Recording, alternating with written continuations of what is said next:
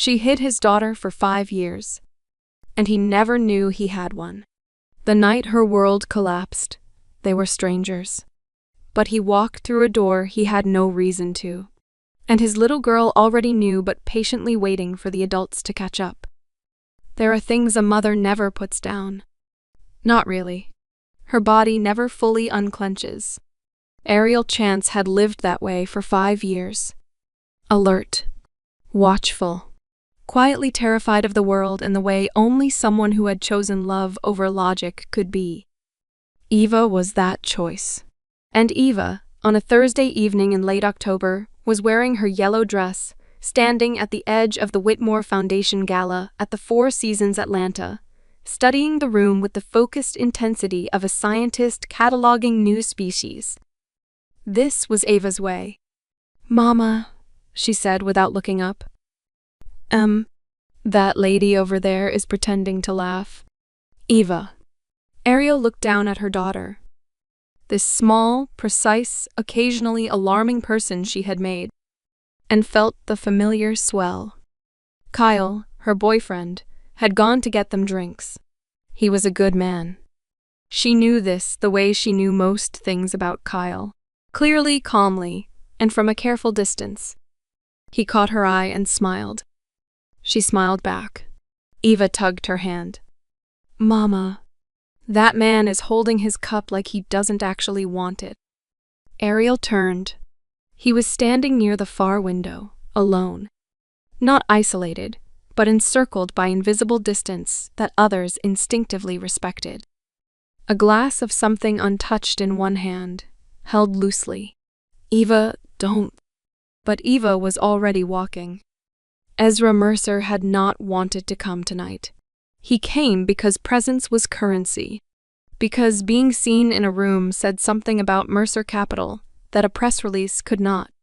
Other than that, he preferred to be utterly alone. At 32, he had made the decision that he wanted an heir. But he did not want a relationship or an entanglement. So he opted for surrogacy, an anonymous arrangement through a private clinic. Medically rigorous, legally sealed, emotionally clean. That had been the plan. Then the surrogate had disappeared. His lawyer had called him on a Tuesday morning, 6 years ago. "She's gone. No forwarding address." "The baby? We don't know." Ezra had stood at his office window for a long moment, and then he had said, "Understood. Press no charges. Just close the file." And he had returned to his desk. He had told himself it didn't matter. He rarely thought about it anymore. He was not thinking about any of this when the little girl arrived at his feet. She looked up at him with large, unhurried eyes. She did not say hello. She looked at the glass in his hand, and then she looked back up at his face. "You're holding your cup like you don't actually want it," she said. Ezra looked down at her. It was such a precise observation. Not rude. He had been holding this drink for 40 minutes and had not tasted it, and somehow this child, who could not have been older than 5, had seen that in 3 seconds. "Maybe I don't," he said. She nodded slowly, like he had confirmed a theory. "You could just put it down." "I could." "Then why don't you?" He had no answer for that. He was aware that he was being philosophically outmaneuvered by a kindergartner. "I'm Eva," she said, extending her hand with the gravity of a head of state. "Ezra." He shook it. Her eyes widened slightly. "We both start with a..." She said it like someone who has just discovered a law of the universe. "So we do. And we both have 4 letters, too." "I'm not so sure we..." Ezra started, but was caught off by this curious mind. She seemed to be calculating something. "I think that means we're probably supposed to know each other," she concluded. Before Ezra could respond to this logic, her mother arrived. She came with the efficient urgency of a woman who had retrieved her daughter from the wrong place many times before. Hand extended, apology already forming on her lips. But when she looked up at him, the apology paused. Just for a moment. just long enough for him to see her eyes. Careful and warm, and carrying something old, something she kept folded away. Before she collected herself, "I'm so sorry." She wanders. "She's fine," he said, and meant it. Ariel Chance took her daughter's hand. Eva looked back at Ezra over her shoulder as they moved away, and gave him the pointed look of a child issuing an unfinished instruction. Kyle appeared at Ariel's side, handing her a glass and dropping a natural hand to the small of her back. He said something that made her smile. He glanced down at Ava with the ease of someone who had been doing that for a long time.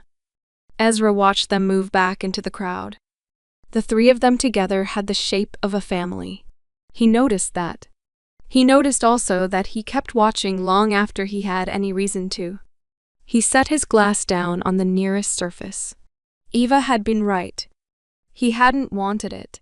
Kyle Reeves had loved Ariel Chance for 2 years with the patient, steady certainty of a man who knows what he wants and is willing to wait for the door to open all the way. It had not opened all the way. He knew that. Eva called him K. Just K. She had decided this at age 3, and it had stuck. He loved her. He loved her mother. He was waiting, with everything he had, for Ariel to love him back in the full way. Not the managed, grateful, careful way she did now, but the open way. The surrendered way. He was still waiting. 4 days later, Eva was gone. Sunday afternoon.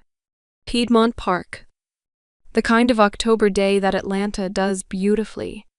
Eva had been chasing a cluster of pigeons near the South Path. Eva, not too far. "I'm not far, Mama. I'm right here." She was 20 feet away. This was, in Ava's measurement system, right here. Ariel's phone rang. Kyle, checking in from his Sunday clinic shift. She turned. 30 seconds, maybe 40. And when she turned back, the pigeons were dispersed and the path was empty. The yellow jacket was on the bench. Eva was not. What happened in Ariel's body was not panic. Panic has a quality of surprise to it. What happened to Ariel was something she could not name. A cold that had nothing to do with the weather. She called Ava's name once, and then again, and by the 3rd time she was running. She ran the full length of the path. She checked behind every tree in her sightline.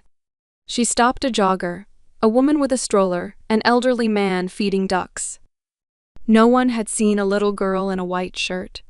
She called 911 with hands that belonged to someone else. She called Kyle. He left his clinic in 7 minutes.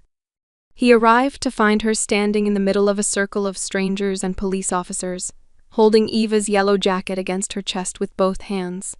Not crying, not speaking, just standing in the terrible stillness of a woman whose mind has gone somewhere that the body cannot follow. Kyle put his arms around her. She let him. She did not feel it. "We're going to find her," he said. Ariel said nothing. She was listening for something only she could hear. Some frequency, some signal, some umbilical pull that would tell her which direction to run. There was nothing. By nightfall, Eva's face was on every local news channel in Atlanta. What the news did not know, what Ariel did not know, what the police did not know, was that Eva Chance had not wandered. She had been taken by a man who had been watching her for 6 weeks. Denton Vale had been Ezra Mercer's chief operating officer for 4 years. He had been present at the inception of the surrogacy arrangement. Not incidentally, but centrally. It had been Denton who sourced the clinic. Denton, who vetted the candidates.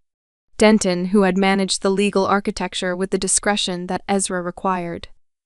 He had known every detail. When the surrogate disappeared, Denton had been the one to make the calls, to hit the dead ends, to eventually tell Ezra it was over. But Denton, unlike Ezra, had not stopped looking. Not out of loyalty. Out of business instinct. He had found Ariel Chance a year ago. He had found the child. He had opened a file and he had waited. He waited because timing was everything. A weapon used too early is wasted. 3 years ago, Ezra had forced him out. Not loudly. Not cruelly. Simply and completely, the way Ezra did most things. Denton had smiled and signed them, separation agreement, and gone home to intensify the search. He had watched Ava for 6 weeks before he moved. He chose a Sunday because Sundays were routine. What Denton had not calculated was that Ezra Mercer would see the news and move toward it instead of away from it. That the cold man, the controlled man, the man who had closed a file on his own child without blinking, would walk into a police precinct at 10:40 at night and sit down next to the woman who had taken what was his and choose, without being asked, to stay. Denton had built a perfect trap. He had forgotten to account for the possibility that his target might, after 37 years, finally feel something. Ezra saw the broadcast from the back of his car. He leaned forward before he understood why. The woman on screen. Outside the park, eyes swollen, a photograph of a small girl held in both hands, was the woman from the gala. And the child in the photograph was wearing a yellow dress. He sat with it for 3 seconds.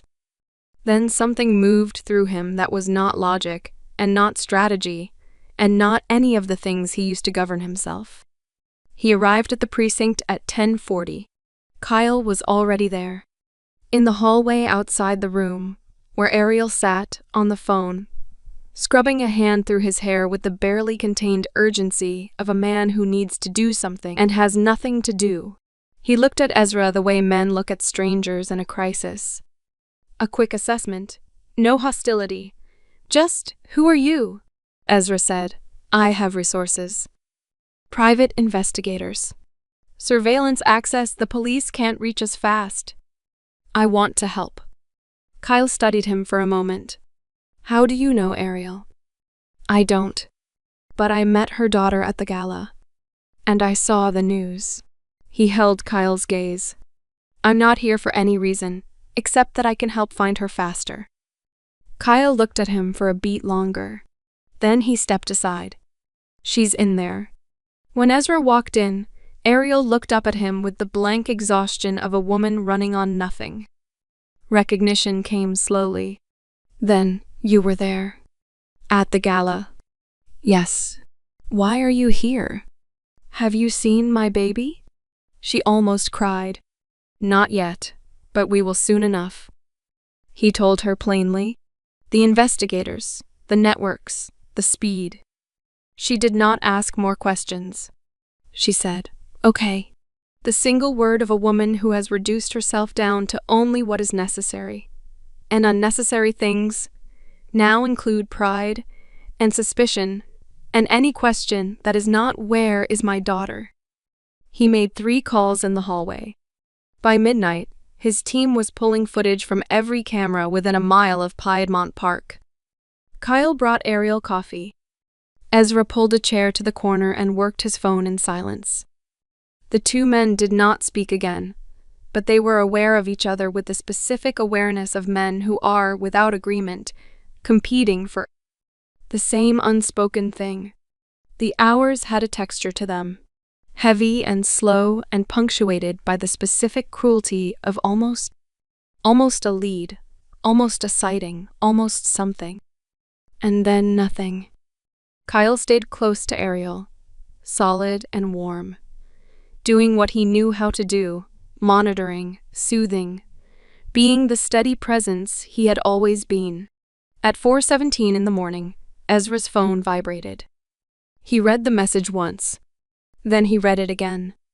Denton Vale. A number he recognized but had not seen in 3 years. The message was long by Denton's standards. He had found the surrogate, and he wanted revenge. His terms were specific.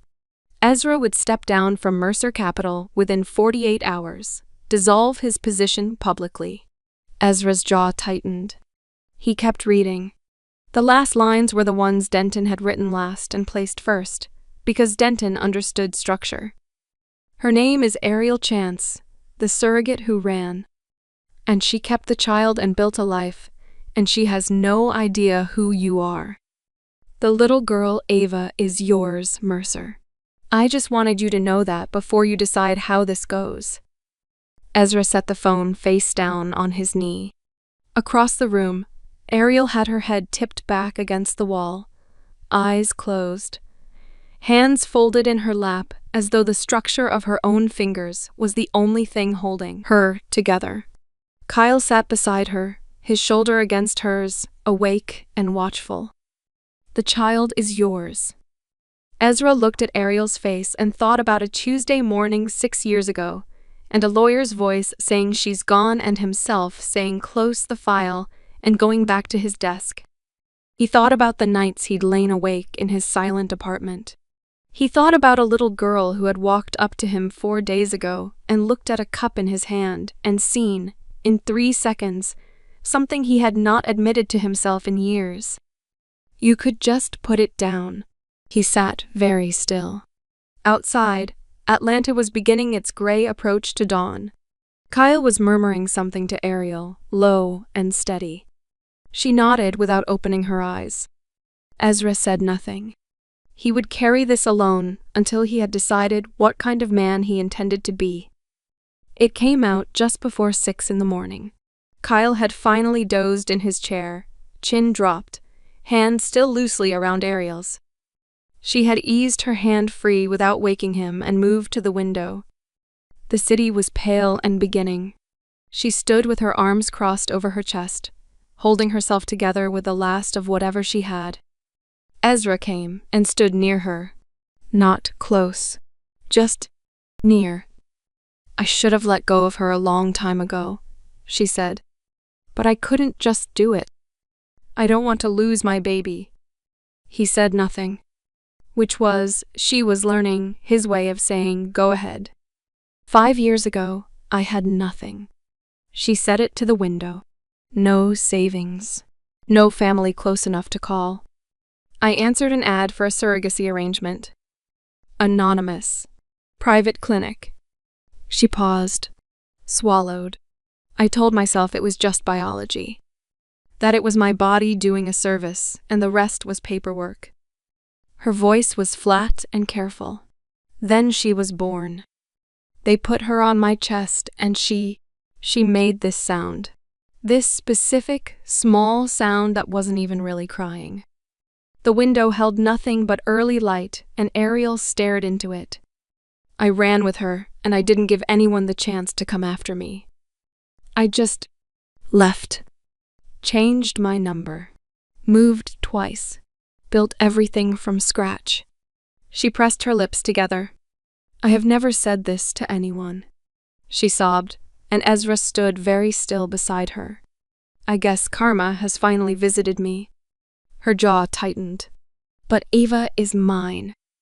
She is every right choice I have ever made, and I would do it again." The room held the weight of it. Ezra's hands were still at his sides. Inside him, something had cracked completely open.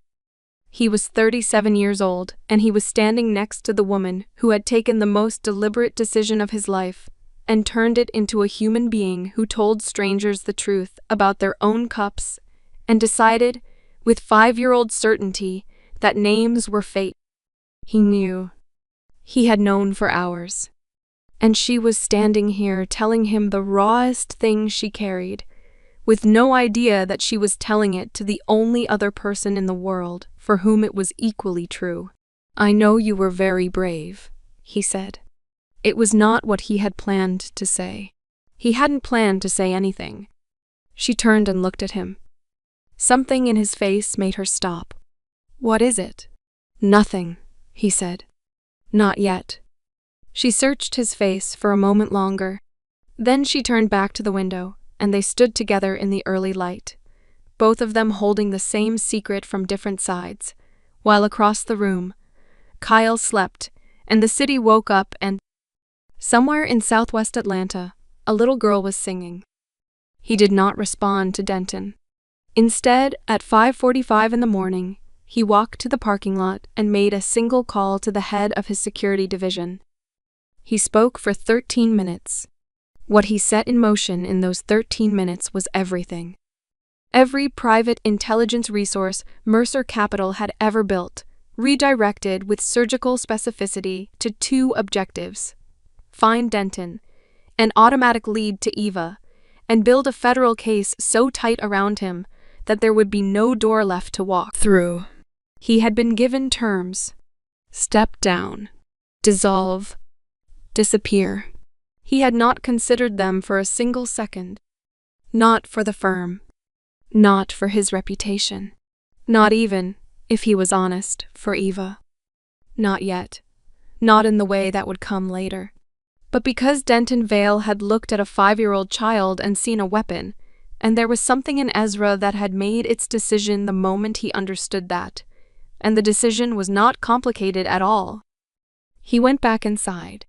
Kyle was awake, standing at the coffee machine, watching Ezra the way he had been watching him all night.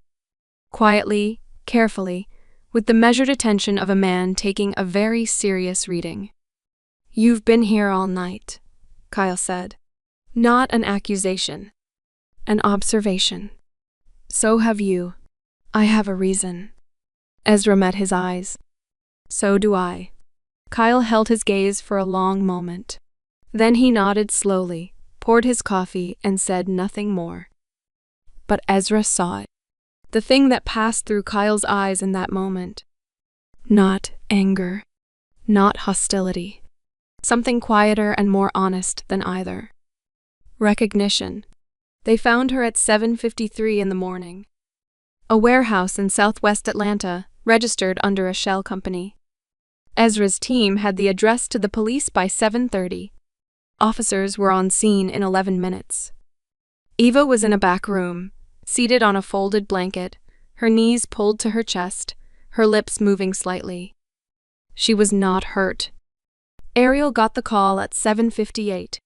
The sound she made when she heard the words "she's safe" was not something that had language around it. It came from somewhere below words and thought. From the place that had been holding its breath since Sunday afternoon. She doubled forward over her phone. Her whole body shook. Kylie pulled her into him immediately, his arms around her, his face pressed to the top of her head, saying her name over and over. Ezra stood across the room and watched.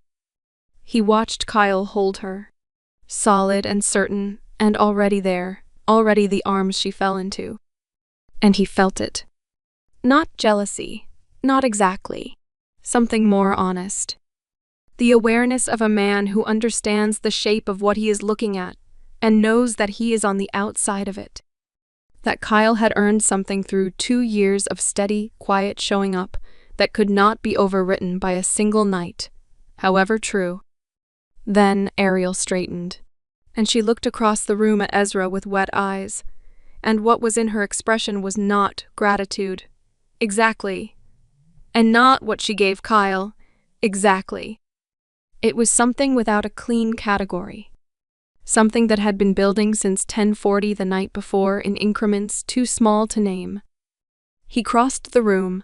He had something to tell her, and he had to tell her before she saw Eva, before the relief took over, before she was inside anything else.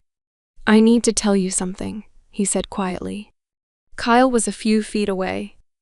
Ezra did not lower his voice for Kyle's benefit. This was not a thing to be hidden. "Last night I received a message from the man who took Eva. He took her to use against me. To blackmail me." Ariel stared at him. "What?" "He knew something about me. Something from 6 years ago." He held her gaze, steady and direct. "The surrogacy you told me about. The anonymous donor." The color left her face. "It was me," Ezra said. The world rearranged. Ariel took one step back. Then another. Kyle went very still. Her mind was cycling. The gala, the window. His face when she had told him.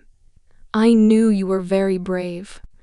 The way he had gone so careful and so still. "Not yet." He had said not yet. "You knew," she said. "And you sat next to me." Her voice was low and precise and dangerous. You let me tell you. You let me say all of it, and you already knew. Yes. You won't take her from me. It came out barely above a whisper. You have lawyers. You have money. You have... I kept something that was yours, and you know it. And you could take her from me. I'm not going to take her. You say that. I know what I say, and I know what I mean. His voice was quiet and absolutely level. I am not going to take her. I am not going to file anything. I am not here to threaten you or dismantle what you've built. He paused. I just needed you to know the truth. Ariel looked at him for a long, fractured moment. Then she turned to Kyle, who had been standing in the silence of a man absorbing several very large things at once. His face was open and stricken and carefully composed. Take me to her, she said. Kyle took her hand and they walked out together. Ezra stood in the empty room and heard the door close and understood, fully, that he had just handed someone everything she needed to run from him, and that the only reason he had done it anyway was that he was no longer the man who closed files. Denton Vale was arrested. Federal charges, kidnapping of a minor, extortion, criminal blackmail, and corporate espionage. The case had been built with the kind of precision that reflects genuine fury channeled through excellent lawyers. The story that ran in the news that afternoon was not the story Denton had planned to tell. It was not about a billionaire and a secret child and a surrogacy arrangement gone wrong. It was about a disgraced former finance executive who had abducted a 5-year-old girl to settle a personal grievance with the man who had held him accountable for his own corruption. It was about pettiness on a criminal scale. Ezra watched it from the 40th floor and felt nothing he had expected to feel. He had not heard from Ariel. He gave her 2 weeks. He did not file anything, did not contact a lawyer, did not reach out, did not use any of the machinery available to him to apply pressure or seek resolution. He waited, in the way he had never waited for anything in his life, with no strategy underneath it. Just the plain and unfamiliar experience of wanting something and having no lever to pull. In those 2 weeks, he understood things about himself that the architecture of his life had successfully concealed. He was lonely. He had been lonely for a long time. He thought about Ava, about her hand in his, small and certain and completely unafraid. On a Tuesday evening, he drove to Ariel's apartment. She opened the door and looked at him. Behind her, the apartment was warm and lit, and smelled of something cooking. And from somewhere inside came Eva's voice. That small, tuneless song, sung at full volume to no one in particular, completely without self-consciousness. Ariel's expression was not closed. It was cautious. There was a difference. I'm not here to take her from you, he said. No legal position. No claim I intend to make. No agenda. She leaned against the doorframe and waited. I have spent my entire adult life constructing a world with no attachment. He said it plainly. I told myself that was intelligence. I'm aware now that it was fear. She was very still. What you did 5 years ago. You didn't steal anything. You loved her before she was born. And you chose her at the moment the choice was hardest. That is not theft. That is the only thing that matters. He paused. Eva is yours. Completely and without condition. I am not here for Ava. Then what are you here for? I'm here because... He paused and held her gaze. I'm here because a 5-year-old told me I could put down the things I don't want, and for the first time that felt like an instruction I was capable of following. Somewhere inside the apartment, the singing stopped. Small feet on a hardwood floor. And then Eva appeared in the hallway behind her mother, in her pajamas, hair loose around her face, holding a stuffed elephant by one ear. She saw Ezra. She looked at him for a moment with those large, unhurried eyes. Then she looked up at her mother. Something passed between them. The specific telepathy of a mother and child who have learned to read each other in the smallest signals. Then Eva looked back at Ezra. "Can you make a better tea?" she asked, with the serious fairness of someone issuing an honest review. "You can come in if you promise to make better tea than my mom and Kay." "I'm not so sure, but I'll definitely do my best." Ezra was caught off guard by this little girl's judgment, but he replied, amused. Eva turned and padded back down the hallway.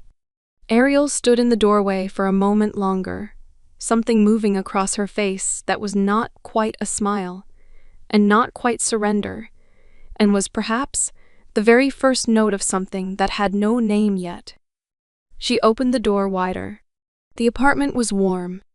Eva's drawings framed on the wall, a bookshelf that had been reorganized by height, and then clearly reorganized again by someone shorter, a kitchen that smelled of garlic, and something sweet underneath it. Eva led him to the kitchen table with the authority of a host who has done this before. She climbed into her chair, settled her elephant in her lap, and looked at him across the table with those large, unhurried eyes.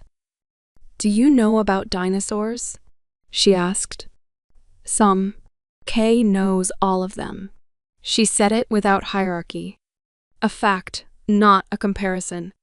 "He taught me that the T-Rex had tiny arms, but it didn't matter because everything was scared of it anyway." She considered this. "I think that's a good lesson." Ezra looked at her. "What's the lesson?" "That you don't have to be perfect to be powerful." She said it with the breezy certainty of a child quoting something she has fully absorbed and made her own. Ariel set a cup of tea in front of him. He looked up at her, and she looked back, and neither of them said anything. But the kitchen was very small, and she did not move away immediately. "Eva made it," she said. "I supervised," Eva clarified. He wrapped both hands around the cup. It was lukewarm and too sweet, and he drank it like it was the best thing he had ever been given. Eva watched him with satisfaction. "Told you," she said to no one in particular. Eva fell asleep on the couch at 8:15, mid-sentence, the way children do. Completely and without ceremony, the elephant tucked under her chin. Ariel carried her to bed with the practiced ease of 5 years of this exact ritual. Ezra stood in the hallway doorway and watched her tuck the blanket, watched her press a kiss to Eva's hair, watched her stand there for just a moment longer than necessary before she turned and found him watching. She didn't startle. She just looked at him. They moved back to the kitchen without speaking, and the silence was not uncomfortable. It was full. Ariel stood at the counter and turned her cup in her hands. "I owe you an apology," she said. "You don't." "I do. I looked at you like you were a threat. After everything you—" She stopped. Reset. "You gave me back my daughter, but I looked at you like you had come to take something." "You were protecting her," he said. "That's all you've ever done." She looked up at him. He was closer than she had registered. Not close enough to be anything, just close enough to be felt. "Ezra," she said, quietly. Just his name, but the way she said it was not casual. He took one step toward her and he did not step back. The space between them was almost nothing. His eyes moved to her face, the way a man looks at something he has been afraid to want and has finally stopped pretending not to want. "Mama," Eva's voice from the hallway. Small and sleepy, and completely without apology. Ariel stepped back, pressed a hand to her mouth to contain whatever was on it. A laugh, maybe, or something that wasn't a laugh at all. Eva appeared in the kitchen doorway in her pajamas, hair pressed flat on one side, elephant dangling. She looked at both of them with the owlish, half-focused gaze of a child fighting sleep. "I forgot to ask him something," she said. Ariel composed herself. "Eva, you're supposed to be. It's important." Eva looked at Ezra. "Do you have a family?" The question landed softly and went very deep. Ezra looked at her. This small, fierce, luminous person in her pajamas at 8:30, asking the question he had been asking himself in the silence of a 40-floor apartment for longer than he wanted to admit. "Not yet," he said. Eva considered this with great seriousness. Then she nodded, turned, and padded back down the hallway. Ariel stood in the kitchen and did not look at him. Her hand was still at her mouth. When she finally lowered it, her eyes were bright. "She does that," she said. "Asks weird stuffs. She gets it from someone," he said. Ariel looked at him then.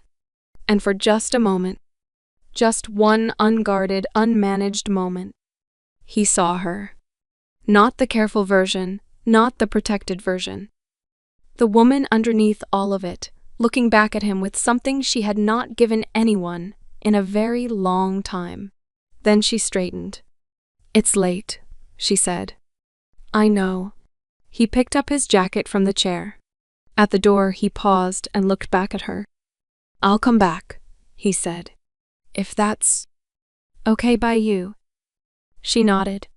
Something moved in her face that she didn't stop in time. He left that night, and he came back more than a few times. He stayed for dinner sometimes, and he grew closer with Eva. After he had left a particular evening, Ariel stood in her kitchen alone and pressed both palms flat on the counter, and stood there for a long time, not thinking, just feeling the shape of the evening as it settled around her, the teacup he had held, the space he had left, the particular quality of a silence that still holds someone's presence in it. She had not felt this way in 5 years. She had not let herself. Kyle noticed gradually, as much as he didn't want to admit. He came around on a Thursday. He brought the dinosaur book, a thick, colorful thing he had ordered 3 weeks ago and wrapped in brown paper, because Eva liked the unwrapping as much as the gift. Eva said, "Thank you," and tore into it at the kitchen table with both hands, immediately turning to the T-Rex page, immediately beginning to read aloud, to no one in particular. Kyle sat across from Ariel with his coffee and watched Eva read, and smiled the way he always smiled at her. Quietly, completely. Then he looked at Ariel. She was already looking at him. She had the expression he recognized, the one she got when she was about to say something true that she had been carrying for too long. He had seen it twice before in 2 years. He had learned to wait for it. "Kyle," she said. "I know," he said. She stopped. "You know what?" He set his cup down. He looked at her. Really looked at her, with the full, undefended attention of a man who has loved someone long enough to see them clearly even when it hurts. "I've known for a while, Ariel." His voice was even, gentle. "I just kept hoping I won't get to hear it." He glanced at Eva, who was deep in her book, tracing an illustration with one finger. "I watch you with him, even from across a room, even when you don't know I'm watching." "Kyle." "Let me say it. Not sharply. A request. It's a little easier if I say it." He waited until she nodded. "I love you. I have loved you for 2 years with everything I know how to give.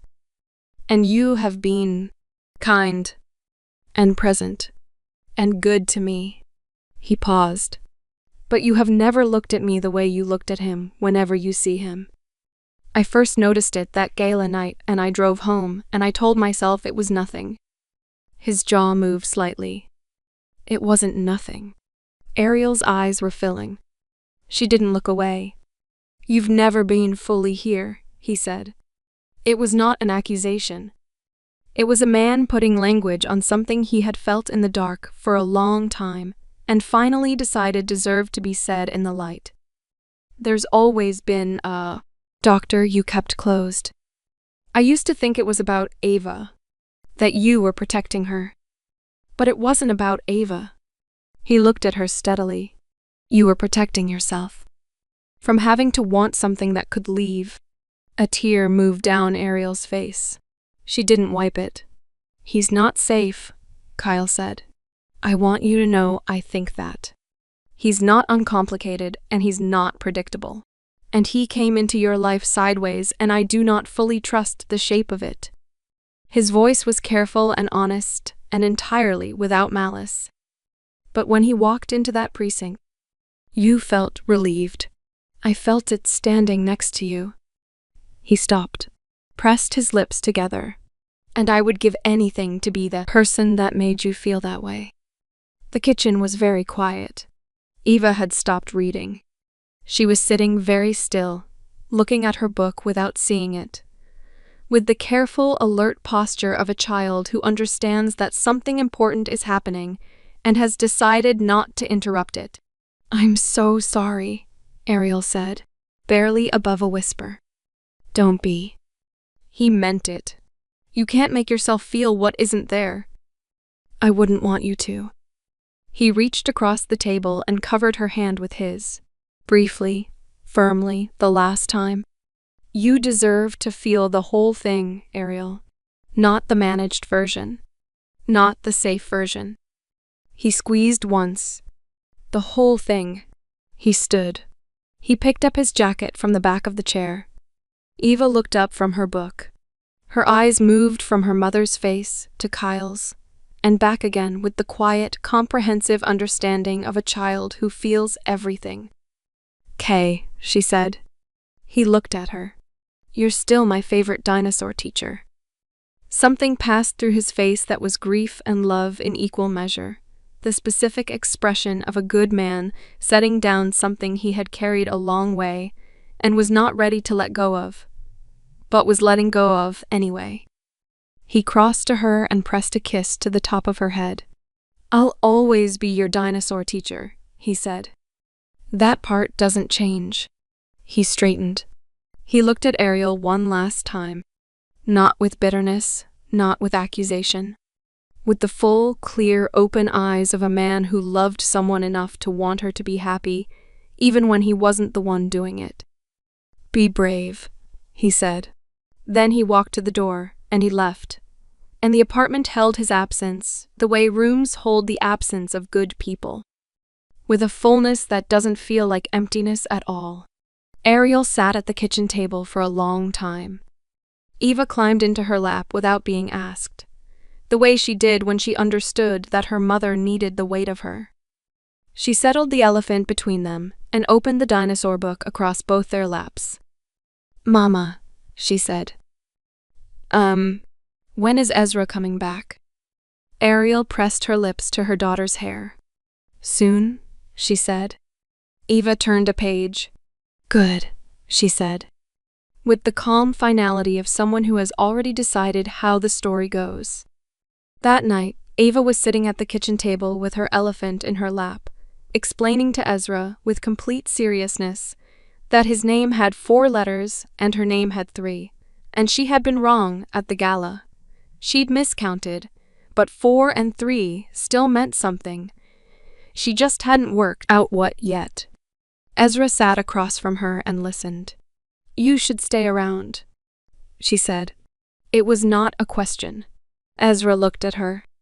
This small, precise, entirely singular person who had walked up to a stranger at a gala and seen the truth in 4 seconds and decided, with the unself-conscious certainty of someone who has not yet learned to doubt her own instincts, that they were supposed to know each other. "Yes," he said. "I think I should." From the kitchen, the soft sound of Ariel moving, the quiet percussion of an ordinary evening. There are things a mother never puts down. But sometimes, rarely, in the specific grace of a life lived honestly, she learns that holding on and letting someone in are not the same as losing something. They are, sometimes, exactly the same thing.